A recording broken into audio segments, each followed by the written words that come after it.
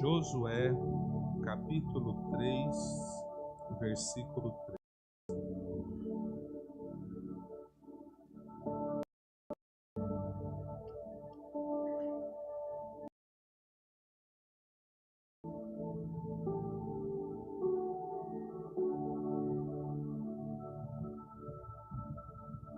Os irmãos encontraram?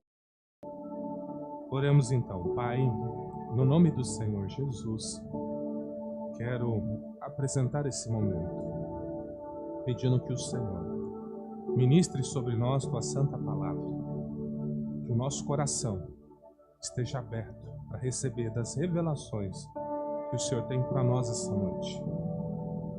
Pai, que o Senhor nos desperte para viver uma vida totalmente alinhada com o seu propósito. Ministra sobre nós, abra os nossos olhos, abra o entendimento para compreendermos a revelação por detrás da letra. A nossa fé vem de palavra de Deus.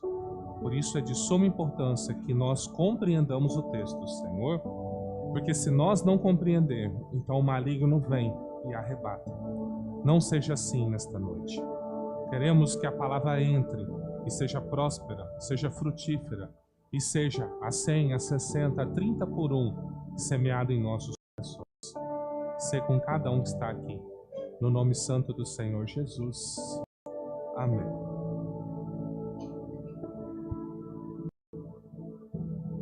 Diz assim a palavra do Senhor.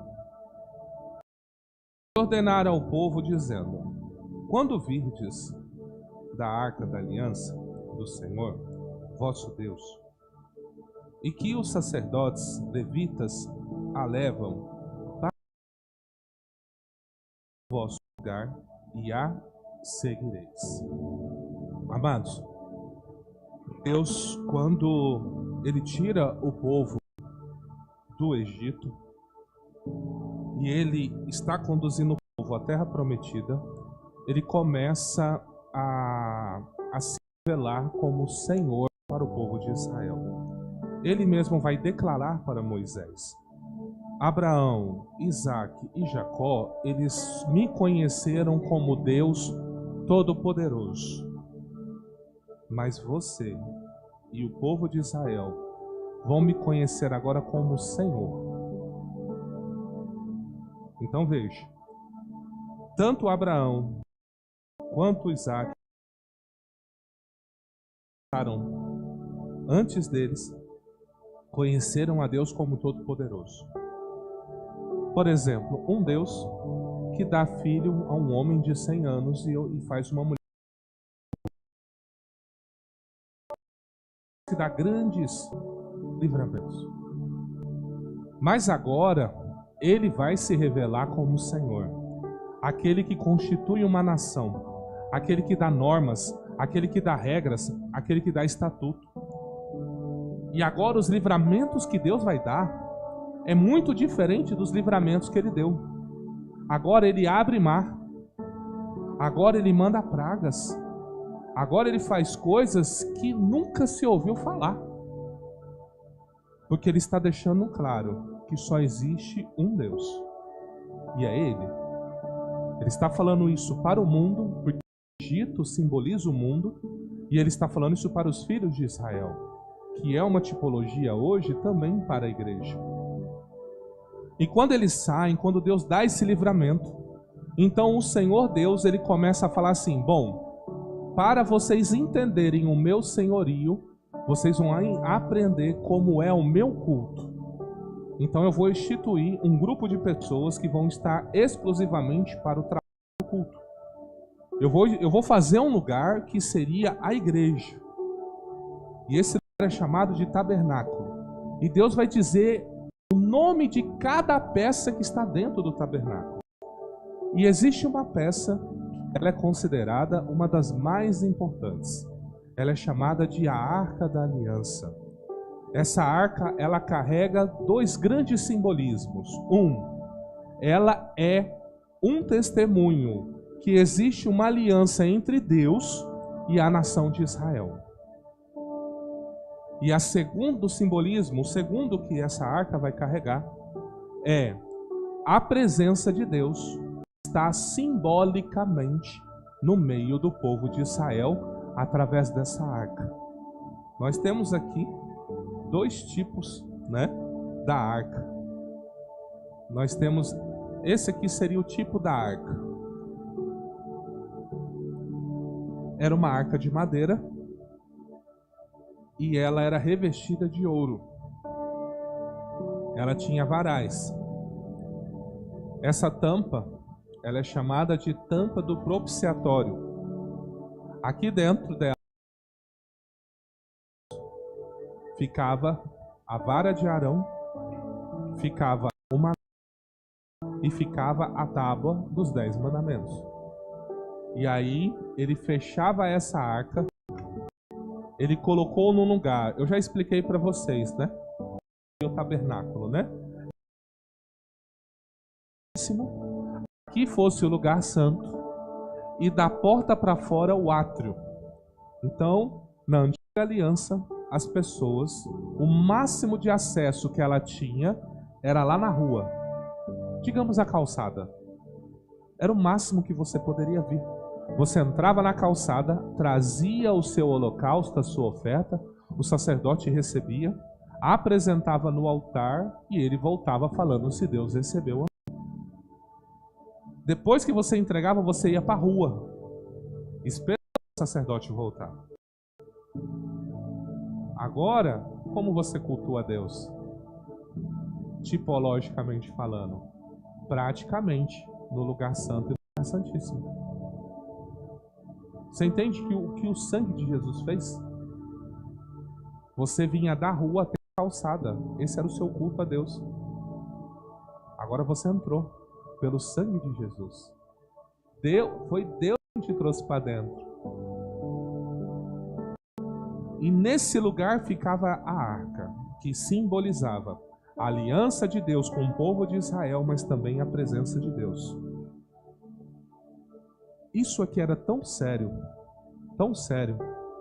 que só poderia se entrar uma única vez no ano, numa festa chamada Yom Kippur, que é agora, acho que é outubro, se eu não me engano, a data. O sumo sacerdote, ele entrava uma vez no ano, ele pegava do sangue que era feito no sacrifício e ele aspergia na tampa. E esse sangue, quando Deus via esse sangue, então Deus lembrava que ele perdoou todas aquelas pessoas que pediram perdão. Então, esse tabernáculo, ele era um tabernáculo móvel. Ele era fácil de desmontar. Então, como que funcionava? Olha que coisa. Eles estavam parados num lugar, e aí tinha uma nuvem que acompanhava de dia. A noite era uma coluna de fogo, porque no deserto, de dia é um 50 graus, mas à noite faz frio. Então de dia Deus os protegia do calor do sol, e à noite Deus os esquentava do frio. Era desse jeito. E a nuvem ficava parada, então o tabernáculo ficava parado. Quando a nuvem começava a se mover, era uma correria. Porque a nuvem começava a andar, falava assim, ó, é pra gente andar. Começava-se a desmontar as peças e carregar. Somente os levitas poderiam desmontar e montar as peças. Somente eles. Qualquer outro que se atrevesse a tocar, essa pessoa seria amaldiçoada. E a Bíblia diz que ele seria extirpado do povo. Ou seja, receberia a carta e fala assim, você está expulso da igreja. Era isso. Era Deus que mandava expulsar. Então era só os levitas que poderiam fazer esse trabalho. Então era assim. Eles ficaram seus 40 anos fazendo isso. Andavam 1 quilômetro, parava, ficavam 1, 2 semanas, às vezes um dia, 2. Era assim. O que Deus fez? Deus fez eles andarem em círculos. E eles estavam a 1, 2 dias da terra prometida. Vocês lembram por que eles ficaram andando 40 anos em círculo? Vocês conseguem lembrar? Hã? Por quê? Mandaram um grupo de líderes espiar a terra para ver como era a terra. E eles voltaram com um relatório. Sabe aquela história de quando você pergunta para alguém, você tem algo para mim? A pessoa fala assim, ó, você quer ouvir a boa ou a má notícia? Já ouviu alguém fazer assim? Aí a pessoa fala a boa, né? Fala a boa. A boa é que a terra é boa. Olha esse cacho de uva aqui, ó. Foi 2 para carregar esse cacho aqui, ó. A terra mana leite e mel. E qual a má notícia? Tem gigante. E se nós for lá, vai tudo morrer. Vamos voltar para o Egito, acho que dá tempo ainda. Deus abre o mar de novo, nós atravessamos, não tem problema não. Aí Deus fez a pergunta para Moisés: quantos dias eles ficaram espiando a terra? Moisés falou 40, então 40 anos eles vão ficar dando volta aí no deserto. Essa é a explicação, tá? E aí eles ficaram.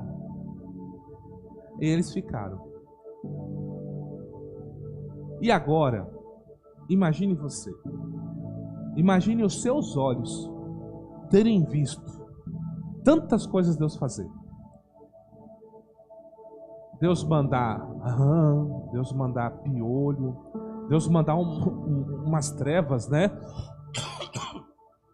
Imagina uma escuridão que você consegue tocar ela. A Bíblia diz que eram densas trevas.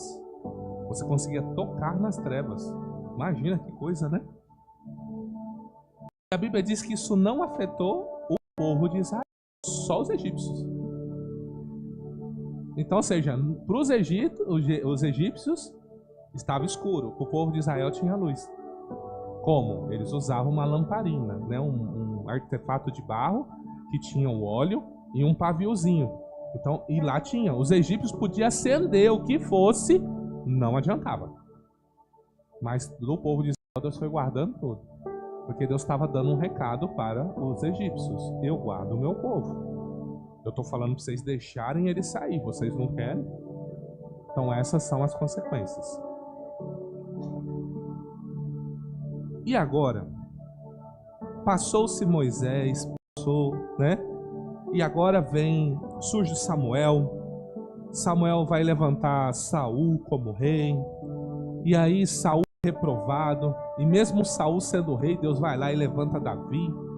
E aí Davi assume o reinado. O que aconteceu?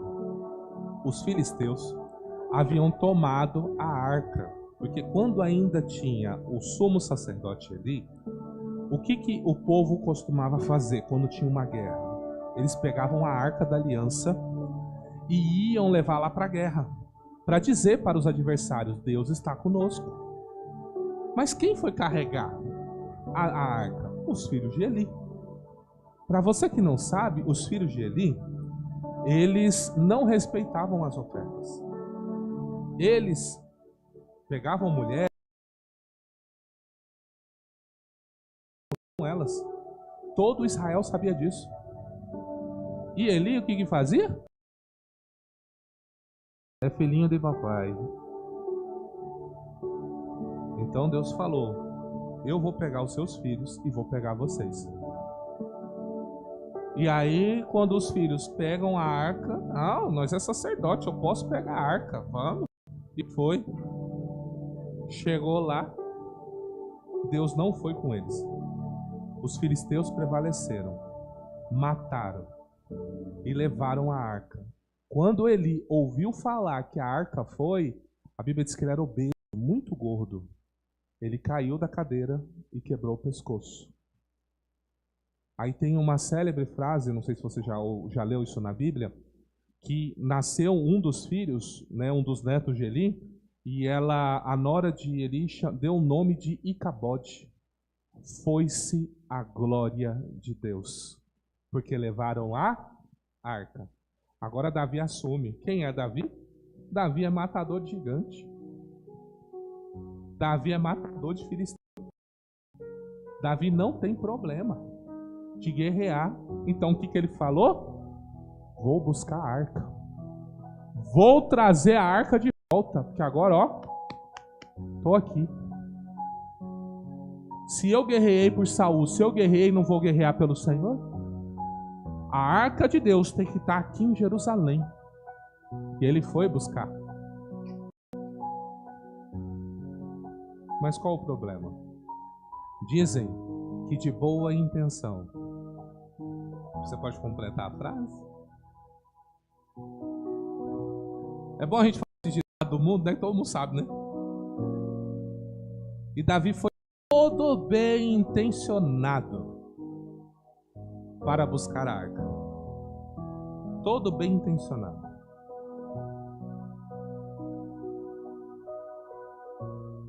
Abre comigo em 1 Crônicas, capítulo 13, versículo 6.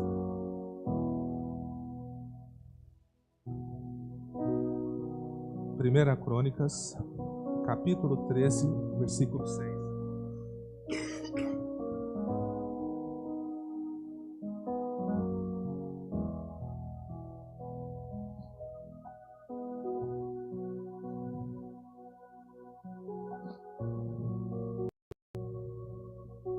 Diz assim: Então Davi, com todo Israel, subiu a Baalá de Quiriate-Jearim, que está em Judá, para fazer dali subir a arca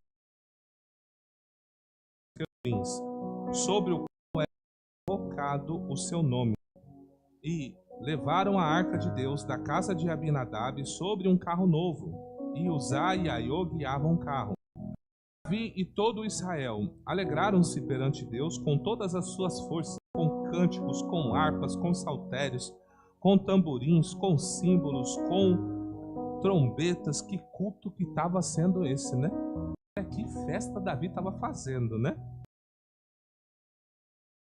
Estendeu Uzá a mão para segurar a arca, porque os bois tropeçavam, e então se acendeu a ira do Senhor contra Uzá e o feriu por ter estendido a sua mão à arca, e morreu ali perante Deus. Olha a situação. Davi preparou uma baita de uma comitiva, uma baita festa. Chamou os cantores, chamou todo mundo. Imagina, se eu fosse trazer para o dia de hoje, tinha Gabriela Rocha, tinha Fernandinho, tinha, né, o Morada, tava todo mundo, gente. Todo mundo celebrando, cantando com violão, os cânticos pentecostais, tudo que você imaginar, tava tendo. Mas aí, eles estavam carregando num carro de boi. E esse carro de boi bateu numa pedra, a arca pendeu, começou a cair. Uzá vendo, ele foi lá e tem que segurar a arca de Deus. Na hora que ele colocou a mão, Deus foi lá e matou ele. Aqui não diz como ele morreu, mas provavelmente um infarto fulminante. Tocou e... Aí você imagina, todo mundo parou de louvar. Davi olhou para os sacerdotes, olhou. Você imagina a cena. Davi falando, e agora? O sacerdote falou, eu não chego nem perto. E aí Fernandinho falou, eu? Se ele que é o levita lá, aconteceu aquilo com ele, imagina eu. A Bíblia vai dizer que Davi ficou com muito medo e falou assim, vamos parar por aqui. Vamos ver o que a gente vai fazer. Com quem pode ficar a arca? A Bíblia diz que ficou na casa de Obed-Edom por 3 meses. A Bíblia diz que na casa de Obed-Edom houve uma prosperidade sobrenatural. Levaram isso correndo para Davi. Ó, desde que a arca está na casa de Obed-Edom, o homem prospera. Então Davi pensou, a ira de Deus passou. Dá para ir buscar a arca. Mas agora Davi resolveu estudar a Bíblia. Porque ele foi lá, comprou um carro zero, falou, não, a arca vai no carro, vai ser o carro top. Qual que é o carro top? Ah, Hilux? Vai numa Hilux. Só estou conjecturando, tá? Para vocês entenderem como que foi. Aí agora Davi virou e falou assim: o que será que a Bíblia fala sobre como que se traz a arca? E agora nós vamos lá para Crônicas, capítulo 15, versículo 2.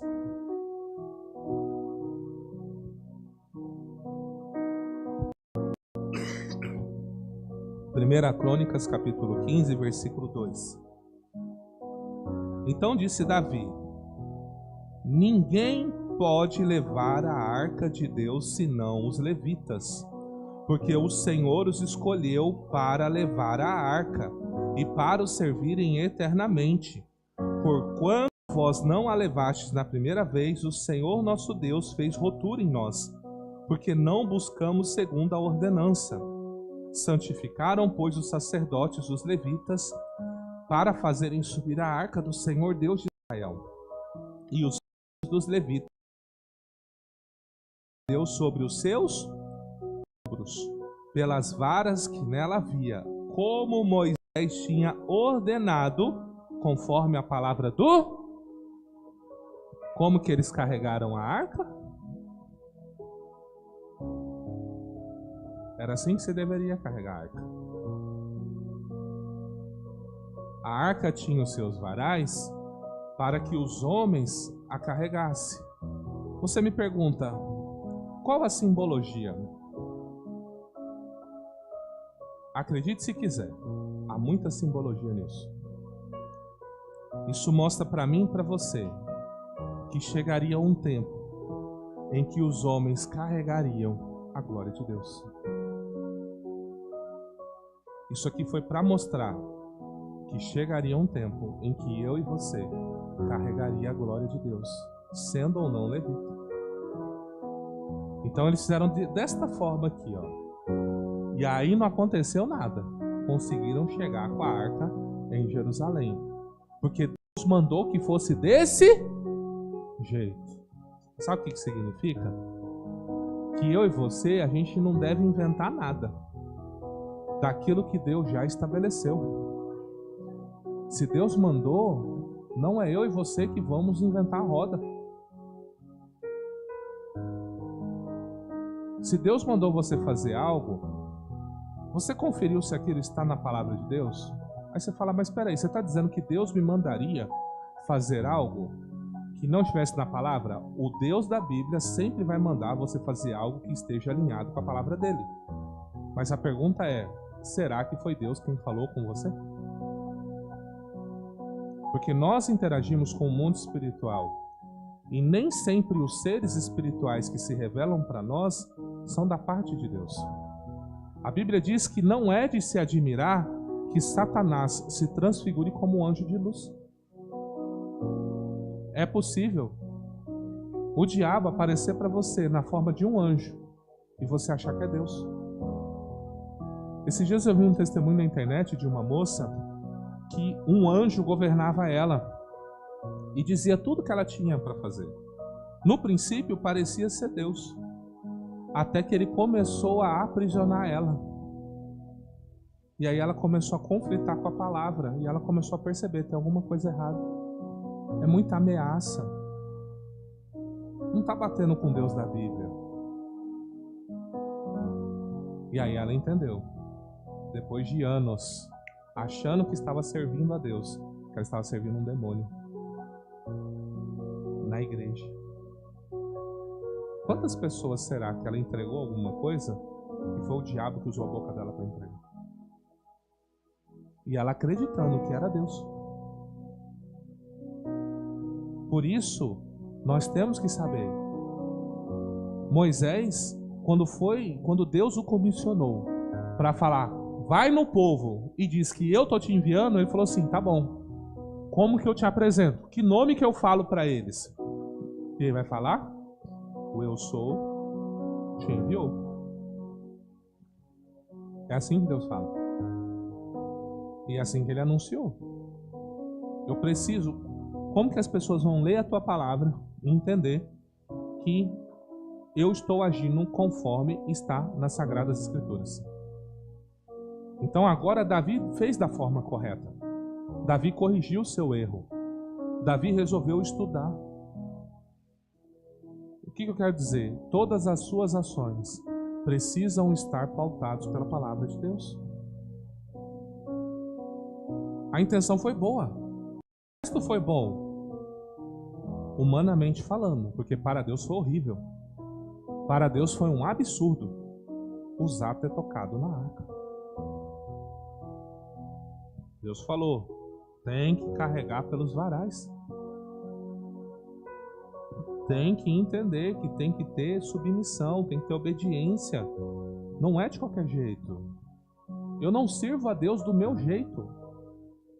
Não do jeito que eu acho, não do jeito que eu penso. Você conflita as suas vontades com a vontade de Deus? O Senhor Jesus, quando ele estava no Getsêmani, ele falou assim, Pai, se possível, afasta de mim esse cálice. Mas não seja feita a minha vontade, antes a sua. Até Cristo virou e falou assim, a sua vontade tem que ser feita, não a minha. O homem mais perfeito que já viveu nessa terra. E é o homem mais perfeito que vive no céu. Ele ainda é homem, é um homem glorificado. Nós cremos que ele é homem e nós cremos que ele é Deus. No céu tem um homem sentado do lado de Deus, governando sobre tudo e sobre todos. Ele é nosso Senhor, amém? E agora? Com tudo isso que eu trouxe para você, eu quero que você entenda. O tema da mensagem de hoje é carregadores da glória de Deus. Eu e você fomos chamados para carregar a glória. Abra com 14:16. Evangelho de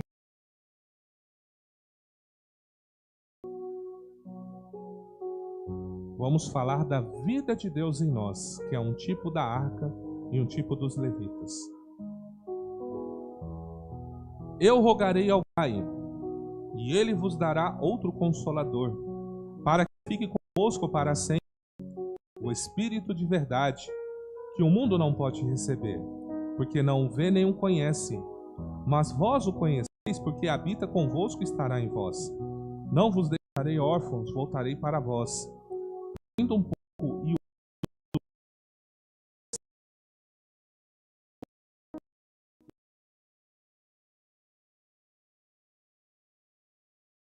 naquele dia vereis que estou em meu Pai, e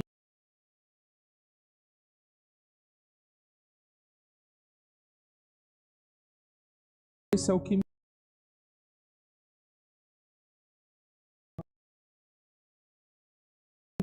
aí. Disse-lhe Judas, de onde? Jesus respondeu, se alguém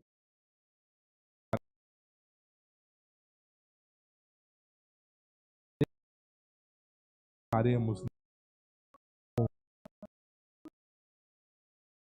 não entenda. Talvez a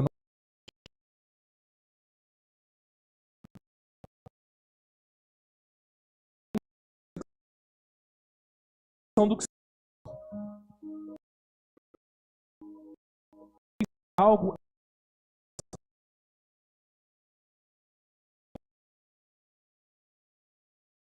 é isso.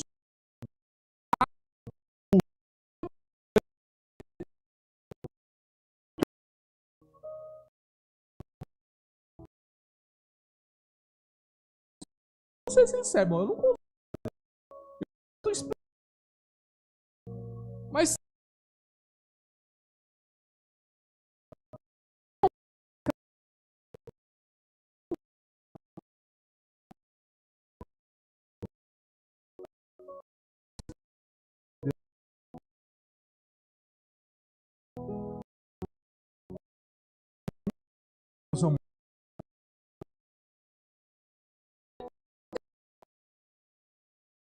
É o ser mais extraordinário que tem. O Criador de todas as coisas. Ele olhou para alguém, um miserável como eu, e falou assim: eu vou habitar nele. Se ele confessar Cristo, eu vou anunciar o meu filho. Ele, se ele entregar a vida, o governo da vida dele para o meu filho e receber o perdão dos pecados, então eu vou habitar nele. Então agora existe a presença e a glória de Deus sobre nós, dentro de nós, simbolizando o quê? Esse mesmo ato aqui, ó.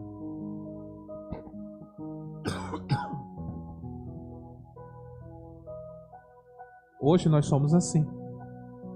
Aonde eu e você vamos, no mercado, no vizinho, na igreja, nas comunhões de família, nos casamentos, nas festas de 15 anos, nas praias, nos resorts, aonde nós vamos, nós somos como esses levitas. Isso aqui é contínuo. Não existe um momento que um crente em Jesus não carregue a glória e a presença de Deus. Para você, talvez tenha 1 ou 2 segundos que Deus não está com você, mas para Deus, uma vez que vocês dois têm aliança, isso é para sempre. Você entende o quão é importante a sua consciência?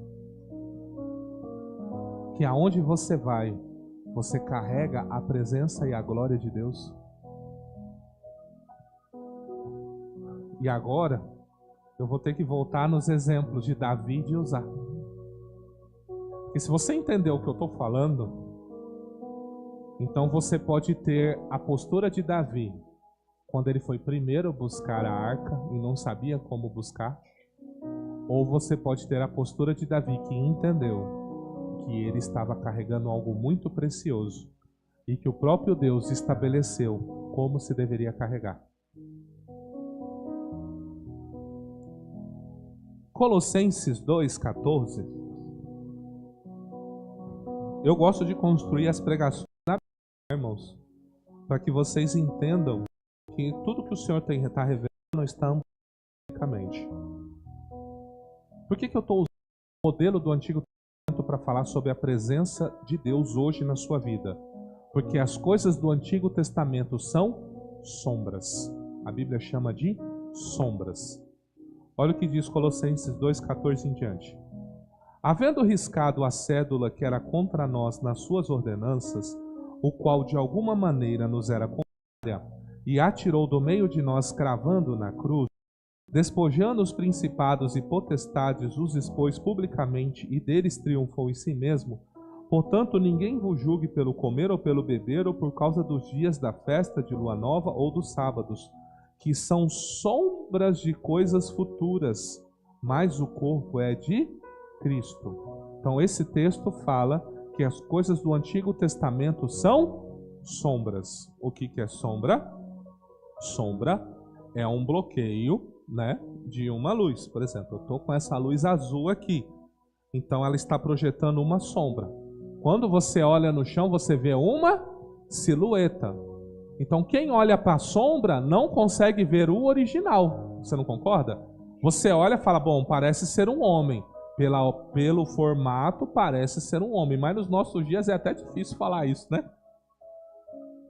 Falar, parece ser um homem, mas né, pode ser outra coisa. Você entende o que eu estou falando? Então até mesmo uma sombra pode o quê?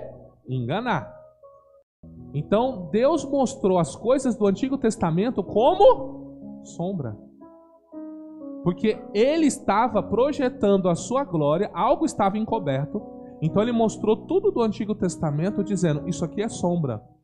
Porque quando vocês converterem a Cristo, o Espírito Santo fizer morada em vocês, então vocês vão ter acesso ao original. Porque nesse momento vocês não vão compreender, eu só posso mostrar a sombra. Um outro texto que fala de sombra, vamos lá em Hebreus. Hebreus capítulo 10, versículo 1.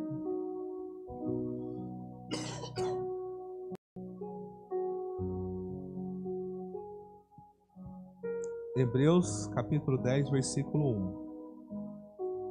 Porque tendo a lei a sombra dos bens futuros, e não a imagem exata das coisas, nunca pelos mesmos sacrifícios que continuamente se oferecem cada ano pode aperfeiçoar o que a eles se chegam. O que ele está dizendo? Tendo a lei a sombra dos bens futuros. Então ele está dizendo a mesma coisa. Em Colossenses ele está dizendo que as coisas do Antigo Testamento é sombra. Aqui ele está dizendo o quê? As coisas do Antigo Testamento é sombra.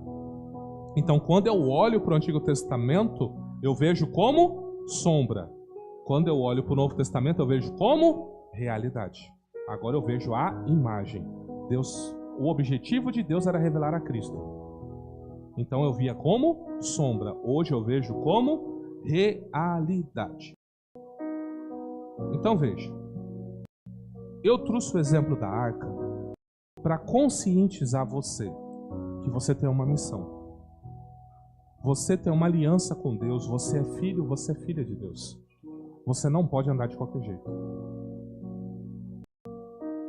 Eu não estou falando de roupa, gente. Embora você tenha que saber se vestir. Eu estou falando de algo muito mais. A maneira como você se porta. Na sua casa. Como você se porta no seu relacionamento. Como você se porta na sua empresa. Como você se porta lá no seu trabalho. Quando você está no meio da sua família. Como você se porta.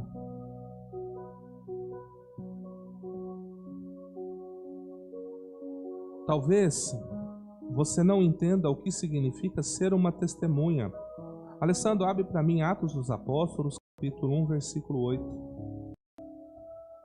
Atos dos Apóstolos, capítulo 1, versículo 8.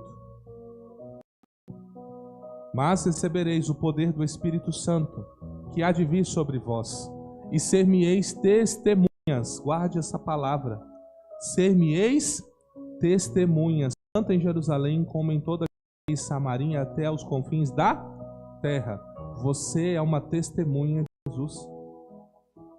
Por isso que você é um carregador. O que significa ser testemunho? Testemunho é eu guardar algo, a verdade, e estar disposto a morrer por ela. Você está disposto a morrer pela sua fé? O que você está disposto a sacrificar pela sua fé? Trabalho, amigos, família? O que você está disposto a sacrificar pelo Senhor Jesus? A família é importante. É a base da sociedade. Mas, biblicamente falando, se a sua família for oposição à sua fé, a Bíblia manda você se apartar da sua família.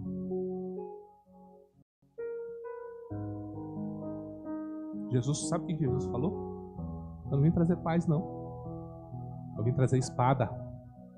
Porque a hora que você começar a falar da sua fé, as pessoas vão te chamar de louco. As pessoas vão dizer o quê? Agora tá indo na igreja? Até ontem eu estava aqui. Eu falei, uai, eu não posso me converter? Eu não posso me arrepender? Eu não posso decidir agora que eu quero viver para Deus? Somos julgados pelo passado. Mas o Senhor nos chama para estarmos dispostos a, até se for o caso, morrer por Ele. Por isso você carrega essa glória. Por isso que Ele te confiou o Espírito Santo. Porque sem o Espírito Santo, você não consegue ser testemunha de Cristo. Não tem como você testemunhar de Jesus, não tem como você anunciar a Cristo sem... Jesus sabia disso, por isso que Ele rogou. Eu já expliquei para vocês como funciona o rogar. Posso lembrar. Rogar é você pedir sabendo que vai tomar um não. Quando nós lemos em o Senhor Jesus dizendo, eu rogarei ao Pai. O que Ele está dizendo? Eu vou pedir ao Pai, sabendo que o Pai vai me dizer não. Mas eu vou rogar, eu vou insistir. O não eu já tenho. Vou lá. Já tenho um não mesmo. E por que Ele tinha o não? Lá por causa de Gênesis capítulo 6. Não contenderá mais o meu espírito com o homem. Serão os seus anos 120. Por causa disso. Então Deus tirou esse mover do Espírito no meio dos homens. E agora Cristo morreu e está falando, não, eu preciso devolver. Mas somente para os que têm aliança. O mundo não pode receber, mas vocês podem. Por isso que eu vou rogar. O pai vai falar não. Aí eu vou falar, não, pai, eu estou pedindo só para os que creem em mim, porque o Senhor me enviou. E eles vão receber o perdão e vão ser lavados e redimidos no meu sangue. Então é por eles que eu rogo. Aí o pai falou, por eles eu dou o Espírito. E eles serão como os levitas, que carregarão a minha glória, não mais em cima, mas agora dentro.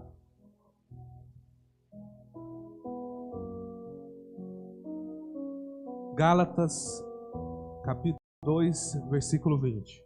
É Bíblia. Vamos ler Bíblia. Já estou crucificado com Cristo. E vivo, não mais eu, mas Cristo. Agora vivo na carne, vivo-a pela fé no Filho de Deus, o qual me amou e se entregou a si mesmo por mim. É isso que Deus espera de você. Já não vive mais você, mas Cristo vive através de você, manifestando através de você. Já imaginou você ser um canal de bênção na vida de muitas pessoas? Porque você renuncia, porque você ora, porque você fala da palavra de Deus. Chega uma pessoa, você... Não é porque você está olhando a circunstância, mas você está manifestando a presença de Cristo na vida dessa pessoa.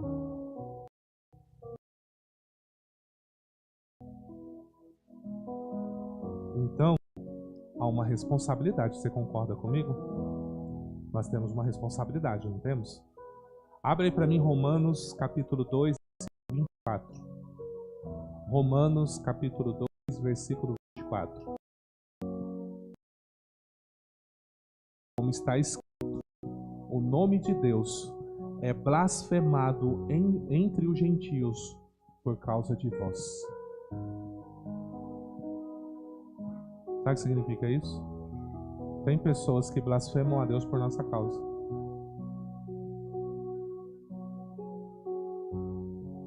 Aí agora eu vou ter que entrar numa seara aí que vai incomodar, mas eu vou ter que entrar. Como estão as suas contas? Como está o seu relacionamento? Como está a criação com seus filhos? Como está a sua amizade com as pessoas? Como que tá? Porque eu vou te falar uma coisa, gente. Eu já falei isso aqui e vou continuar falando. O mundo não lê Bíblia, mas o mundo lê você. Bíblia. E aí, no negócio do caixa de mercado lá, foi no domingo passado, não foi? A profetisa falou que ela estava chegando no caixa. Aí a menina começou a conversar com o rapaz. E aí o rapaz falou que ia na igreja. A menina falou assim, que absurdo. Ele vai com os crentes. Eu não quero saber dos crentes. Deus me livre de ser crente. Que experiência será que essa moça teve?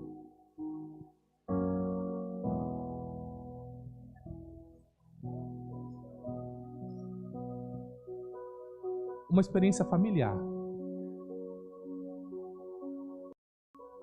Já imaginou? Aí a gente quer convidar pessoas para vir para a igreja. Aí a pessoa me observa. Ela vê o pé. Esposa com meu marido. Ela vê eu xingando o vizinho. Ela vê que quando eu tô na rua, sai tropeçando. Não olha pro show de jeito nenhum. Eu sou do tipo assim.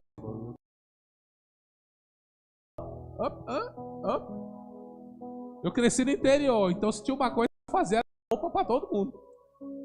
Era assim, Era assim, Nem conhecia a pessoa, mas conhecia meus pais. Você é filho do Maurício? Opa, opa. Fazia, e era assim.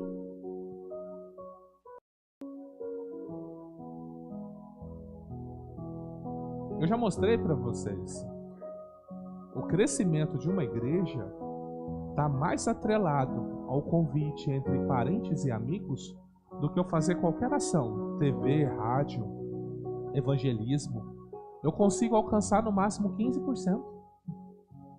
Mas chega a 80% quando nós convidamos amigos e parentes.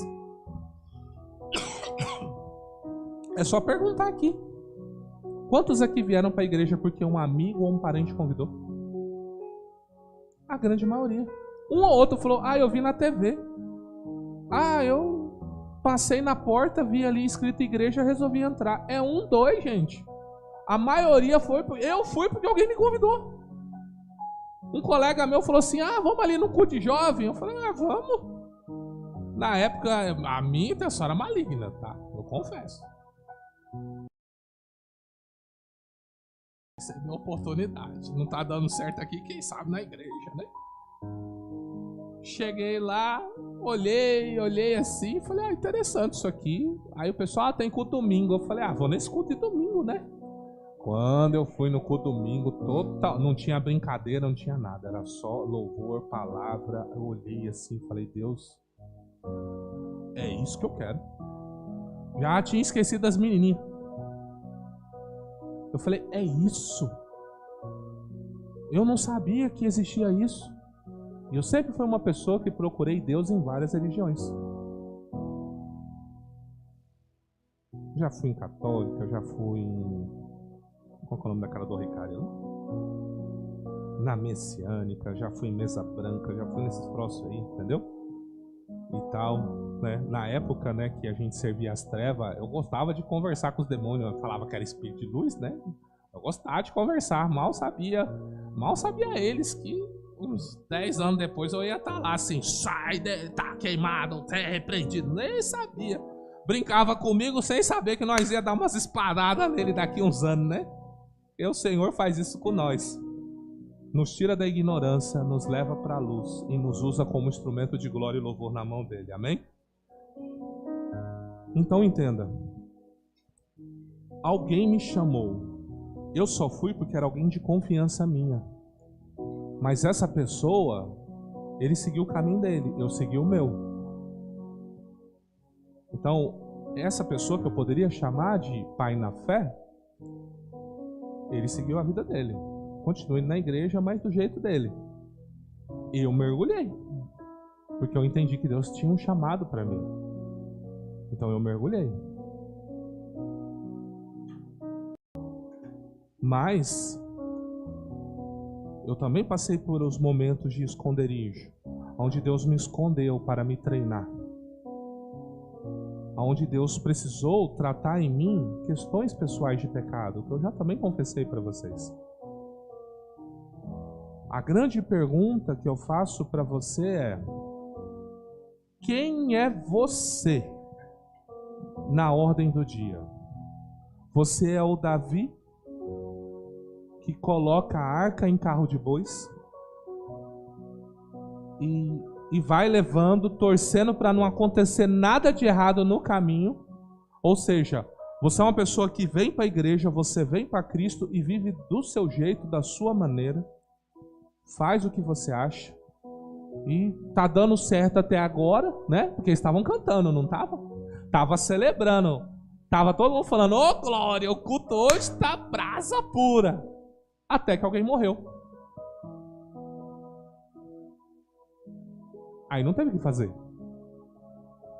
Eu fico imaginando como que foi no culto da igreja primitiva, quando veio Ananias mentindo sobre a oferta, e logo em seguida veio a Safira mentindo também sobre a oferta, e Deus recolheu os dois. Você imagina num culto você sepultar pessoas porque mentiram para Deus na hora da oferta?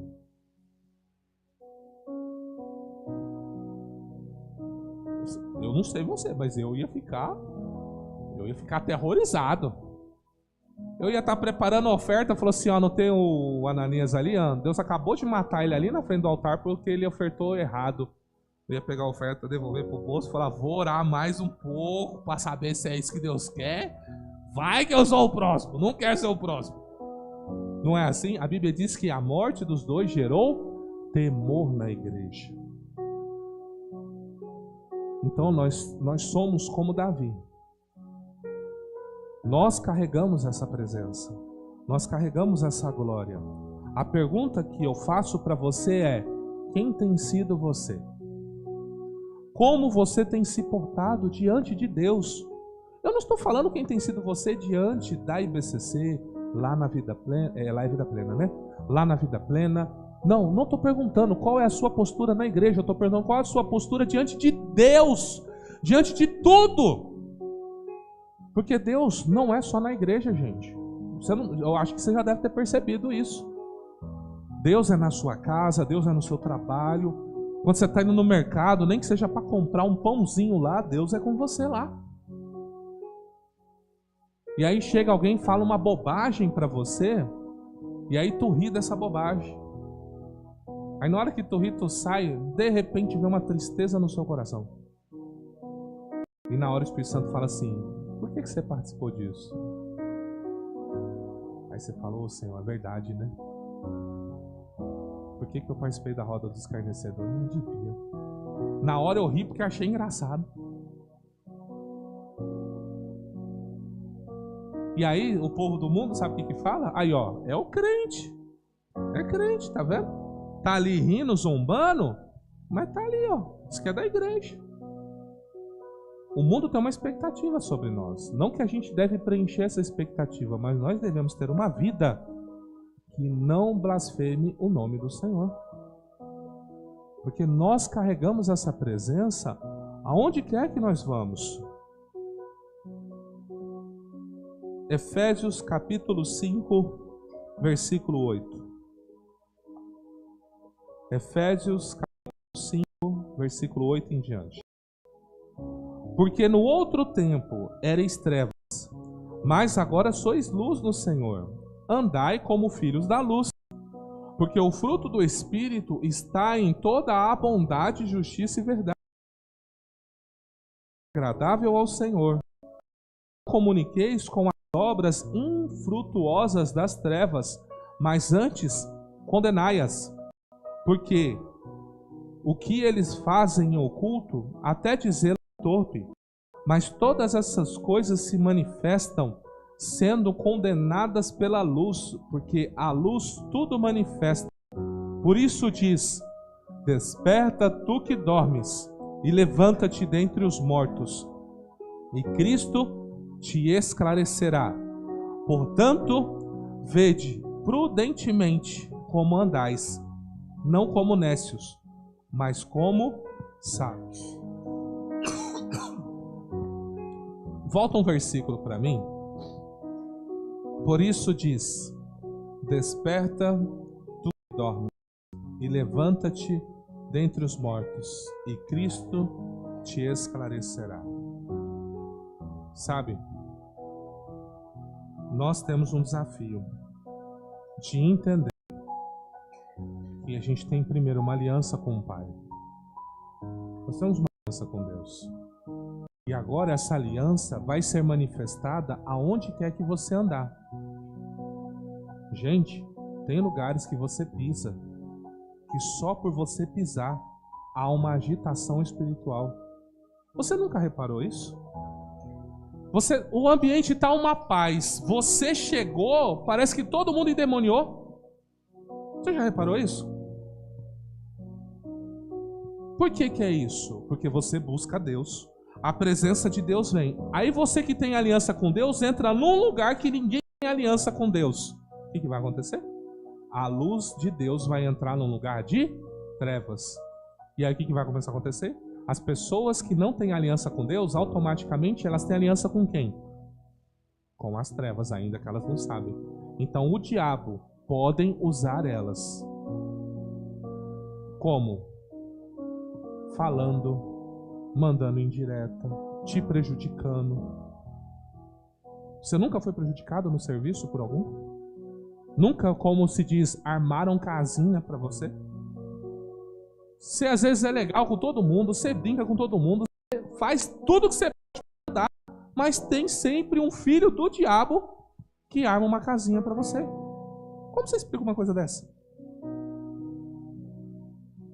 Porque você carrega algo.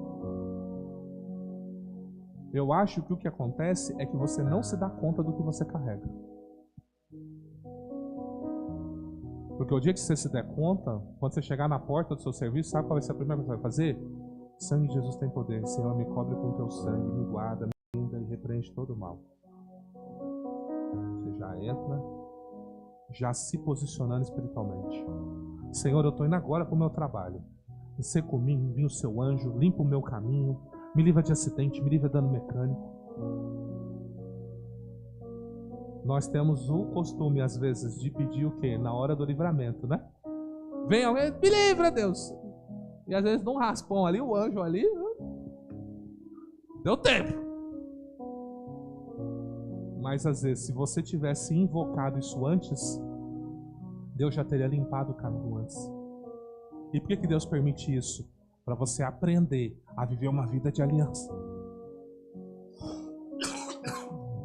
Para você aprender, você precisa ter consciência que essa presença está 24 horas com você. Por isso, quando vir um pensamento ruim, você tem que rejeitar imediatamente, porque ele não vem de Deus. Tipo, desiste, larga, sai, para. O que você fala? Sangue de Jesus tem poder. Está repreendido. Sabe aquela ira que vem de repente assim, sabe? Do nada. A ponto de você ficar furioso, e que acontece muito no trânsito, né? O trânsito é um lugar terrível, né? Para despertar essas coisas em nós. É nessa hora que você tem que falar assim, sangue de Jesus tem poder, eu rejeito isso, Deus mandou eu amar o meu próximo. Por que eu vou odiar ele? Por que eu vou desejar a morte dele? Existe uma guerra. Paulo vai falar sobre isso. No próprio livro de Efésios que a gente estava lendo. A nossa luta não é contra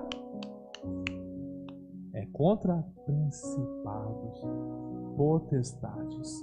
Nós estamos lutando desde os mais altos níveis aos mais baixos níveis.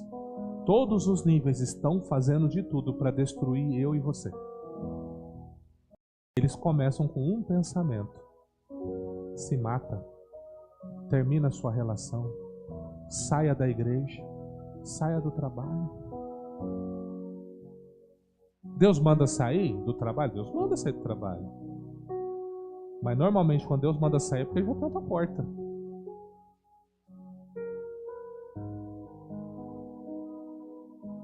Porque o princípio de Deus é, se não trabalha, não coma. Com Deus é assim. Não quer trabalhar? Não trabalha, mas também você não coma. Não tem problema. Então Deus gosta. Olha um texto que Deus deu para nós. Vai ter com a formiga, ó, preguiçoso. Então se tem alguém que manda trabalhar é Deus. Então você entende que quem trabalha para a gente desistir? Não é o diabo? Quando você acorda, tipo assim, olha, não adianta viver sua vida. Não tem nada bonito. Não tem as pessoas que estão em quadro bem depressivo, né? Imagina o quanto que elas são bombardeadas na mente dela. A vida não vale a pena, não tem nada bonito neste mundo. E tem, gente. Tem tantas coisas bonitas pra gente usufruir.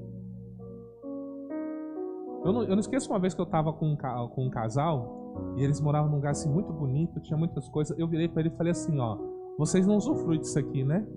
Ah, não, a gente está aqui porque vocês estão. Sabe o que eu falei para eles? Vocês estão pecando. Porque Deus deu isso aqui para vocês usufruir, vocês não estão usufruindo. Então quando Deus te dá uma família é para você usufruir. Quando Deus te dá um trabalho é para você usufruir. Quando Deus te dá uma comunidade é para você usufruir, congregar e comunicar com ela. Quando você não faz, você se isola, isso não vem de Deus, gente. Deus falou para Adão, não é bom que o homem viva só. Não se trata só de um relacionamento homem e mulher, nós precisamos de amigos. Nós precisamos de comunhão, nós precisamos de amizade. Nós precisamos de pessoas para às vezes, virar para mim e falar assim: posso orar por você? E às vezes, quem sabe Deus levantar alguém: ó, esse mês Deus mandou pagar suas contas tudo, né? Às vezes tem que acontecer uns milagres desses, não é? Não é bom quando tem alguém. Há uma tendência de ser o pastor na segunda ou na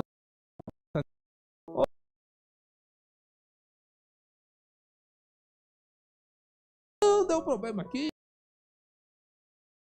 não é você, né?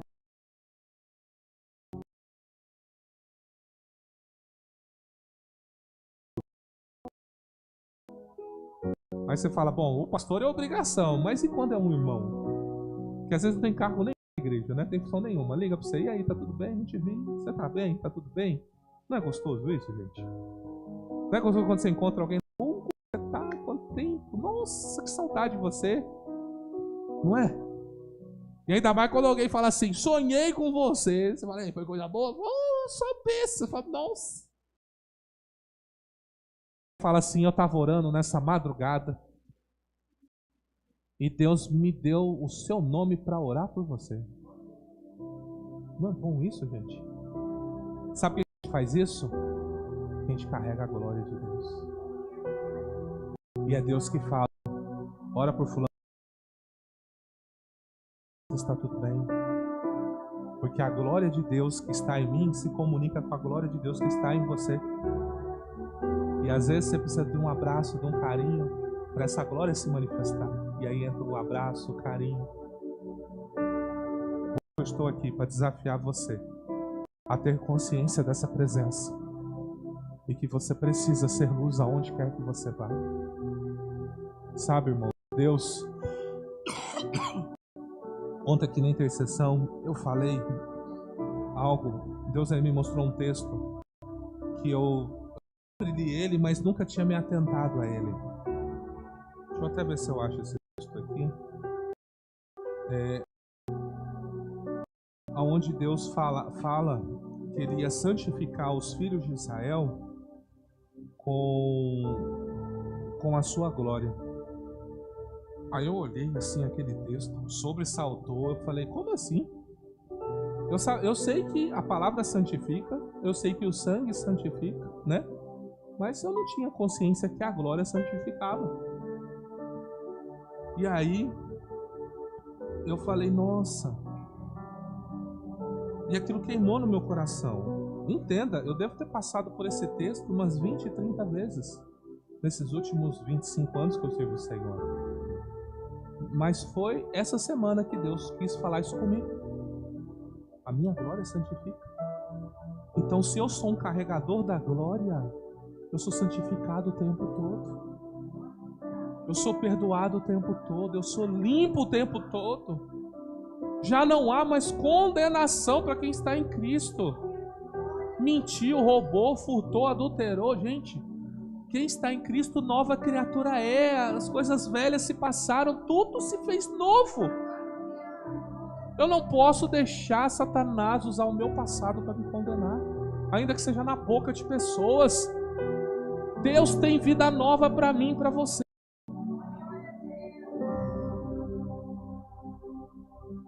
Sabe, amados, servir o Altíssimo é o maior privilégio que o ser humano tem. Não tem maior privilégio. Não tem. Vou ver se eu acho o texto aqui.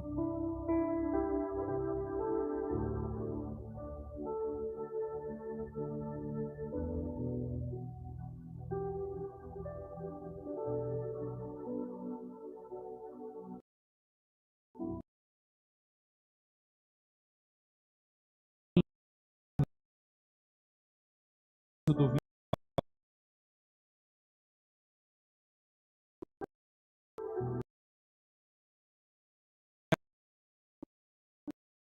aos filhos de Israel, para que por minha glória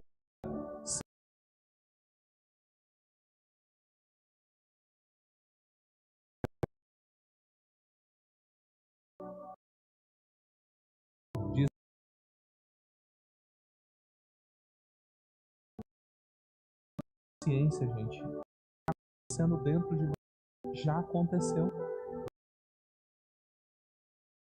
Com o que você fala, com os cuidado, você trata as pessoas.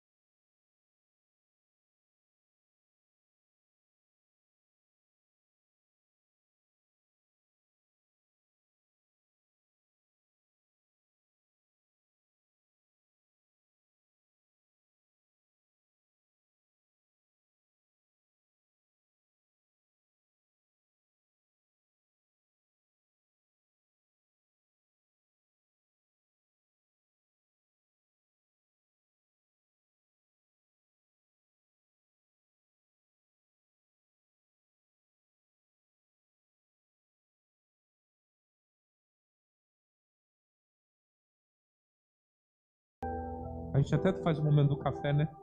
Só pra gente se dar um abraço um no outro. É pra isso, gente. Porque a gente vai ficar a semana inteira sem se ver. Então, não vamos desprezar essas pequenas coisas, amém? Você que pode, fique em pé. Quero fazer uma oração com você.